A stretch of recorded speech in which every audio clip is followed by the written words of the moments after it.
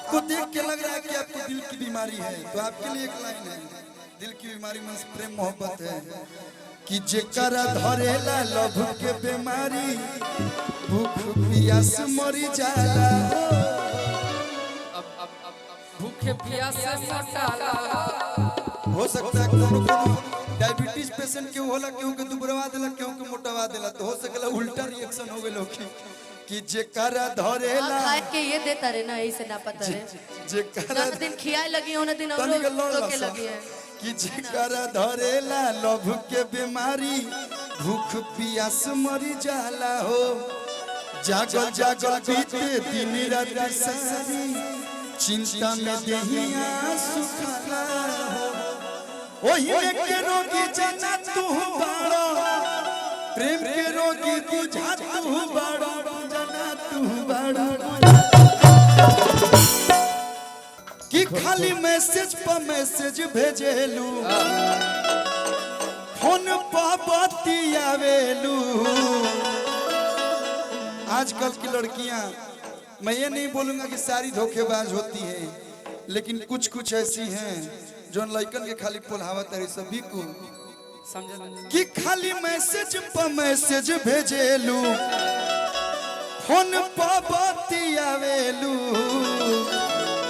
कोई बार वादा कोइलू मिले के मिले नया वेलू कि तनी बोला हो बोला बोला हो न तो कलुआ के रोआ परी। भाव में कहे के बा कि ताका ताकी ढेर भइल, ताका ताकी ढेर भइल, अरे ताका ताकी ढेर भइल, ताका ताकी ढेर भइल। बोला मिलबू कब फूल झड़ी, तब कब तक ऐसे फुलाओगे कि तनी बोला हो बोला हो बोला हो, अरे बोला हो बोला हो, ये तो बड़ी की प्यारी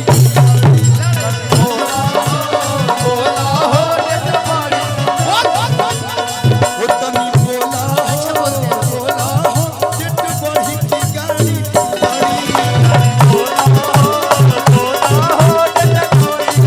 मेरी बात है वो ही डबे हम हो गया तोरा चलते न जिंदगी तोरा कि तोरा चलते न जिंदगी तबाह करेंगे। इन्होंने लिखा था कि कबत बाकी सुखाई जात बारू, दिन प दिन दुबारा जात बारू हो, सुखाई जात बारू दुबारा कि हई दिल के हई दिल के हई दिल के डॉक्टर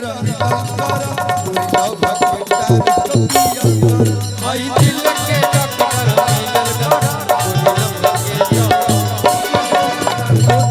उसमें एक लाइन बहुत प्यारा लिखे थे भैया, ठीक होइबू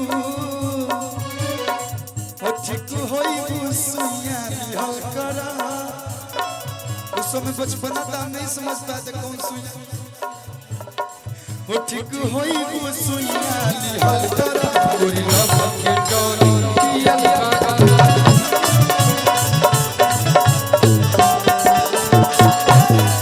हई दिल के डॉक्टर मिलन करा, गोरी लव के डोरी।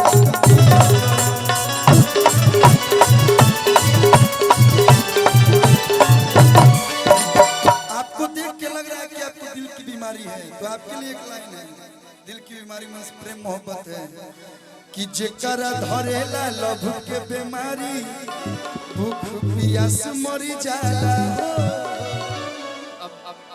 भूखे प्यास से मरला। हो सकता है कोनो डायबिटीज पेशेंट के होला, केहू के दुबरवा देला, केहू के मोटवा देला, तो हो सकेला उल्टा रिएक्शन हो गेलो कि जेकरा धरेला खाए के ये देता रे ना, ऐसे ना पता रे जेकरा दिन खियाए लगी होने दिन और रोके लगी है कि जेकरा धरेला लभ के बीमारी भूख प्यास मरी जाला हो। जागल जागल बीते दिन रात सारी चिंता में देहिया सुखला हो। ओही के रोगी जना तू बाड़ो, प्रेम के रोगी बुझा तू बाड़ो। बाड़ू कि ठीक होइबू ठीक होइबू कलस मिलल तोरा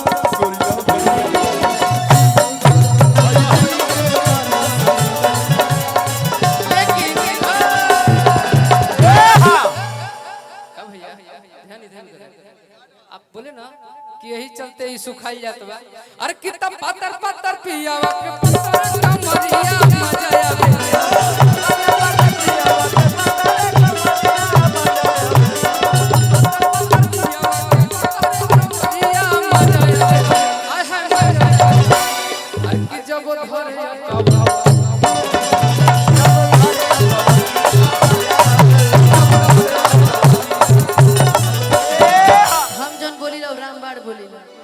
काटेला ना। अब हम बताएं काहेला सुखाइल जात बड़े देखा बुरा ना माने कि भाई तू बोलले बड़ा हम बोल देते नहीं कि दिन पर दिन बिगड़ल जाता। एक चीज और बोलना चाहूंगा, ये जो आप लोग गाना गाती हैं सबसे पहला कैसेट हमारा रे गानवा कहिया ले जीवा उसमें कृति उपाध्याय जी ने गाया था और बड़ी अच्छा लगेला जवाब इसके लिए गाने गाती है कि दिन पर दिन बिगड़ल जाता अरे रूपवा के दासा नासा छोड़बो तीना। अब पहले के जमाना गई कि अगर लड़का कुछ करता तो लड़की रोगा के भूख प्यास से मर तू मतलब तू जाके मत मर हम सती ना इतना आसान बरे कि तहरे फिक्रिए भइनी भूलल बाता थाना का छोड़बो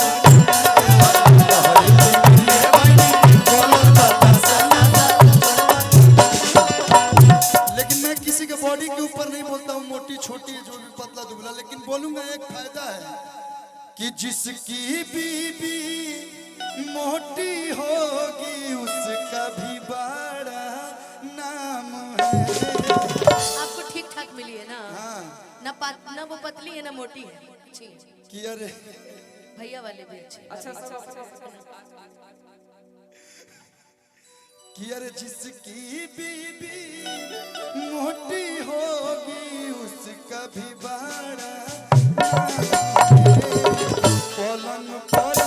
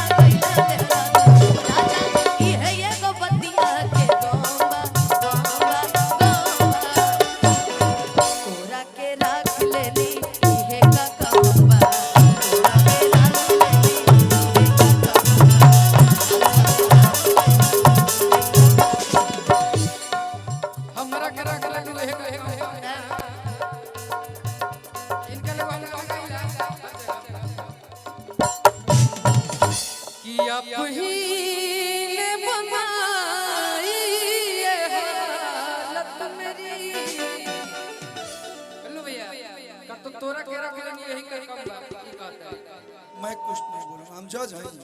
अरे आप रेफरी हैं ना हम कुछ नहीं, आप ही ने बनाई ये हालत मेरी। हाँ?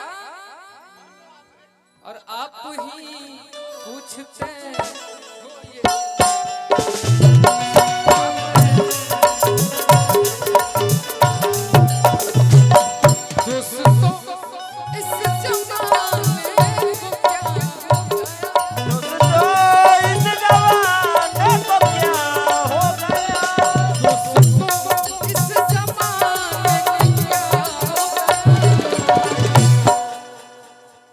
मशहूर क्या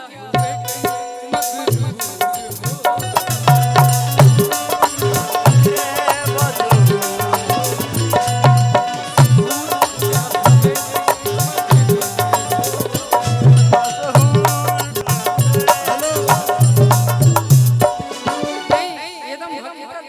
मशहूर क्या हुए कि मजबूर हो गए, कि मजबूर क्या हुए कि इतना दूर हो गए,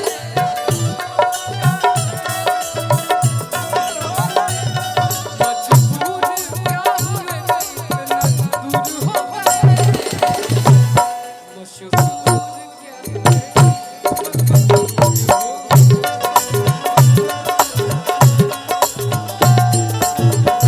शादी बियाह तिलक उलक में आइल बनी स त तनी एकदम ओसने अरे की होला हंसी ना मजाक में कहनी है, अब तू दिल पे ले लेता रहा तो मैं हमारे को अरे कि गलती मुझे दिल की बीमारी है, कहीं के चीज का है की होला ना फील कुर्ती त कइला ना ढील रो जाऊ अत कहियो ना नसल बिछाना त काहे